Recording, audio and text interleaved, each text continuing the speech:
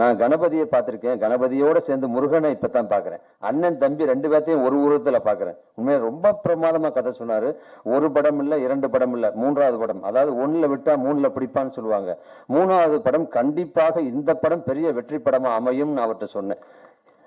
சொல்லிட்டு சொன்னேன், ஹீரோயின் யாருன்னு கேட்டேன். இந்த மாதிரி லக்ஷான்னு ஒருத்தவங்க புதுசா பண்றாங்க அப்படின்னு சொல்லி சொன்னார்.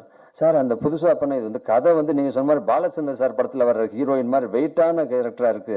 அந்த புதுசா ஒரு ஹீரோயின் பண்ணும்போது அவங்க அதுக்கு உண்டானது இருக்கான்னு கேட்டேன். அப்போ 2-3 போட்டோஸ் அப்ப அந்த செல்ல எடுத்து காமிச்சார். சார் முதல்ல இவங்களை பார்த்தேன், அப்புறம் இந்த பேஸ்ல நீங்க இருக்கீங்க, அதனாலதான் உங்களுக்கு தகுந்த மாதிரி ஒரு பொண்ணை பார்த்தேன். இந்த பாருங்க உங்க பேசையும் அவங்க பேசையும் மேட்ச் பண்ணிருக்கேன். அது மட்டும் இல்ல, இவங்களை 2-3 சீனும் எடுத்து பார்த்தேன், எக்ஸலண்டா பண்ணாங்கன்னு. உண்மையிலே இங்க உட்கார்ந்தோடனே பார்த்தேன், நிஜமாவே இந்த பொண்ணால எந்த கேரக்டர் வேணாலும் பண்ண முடியுங்கிற தைரியம் எனக்கு பார்த்தோன்னே வந்துருச்சு. ஏன்னா எப்பவுமே கூச்சம் இல்லாம இருந்தா போதும், தாராளமா என்ன கேரக்டர் வேணாலும் பண்ணலாம்.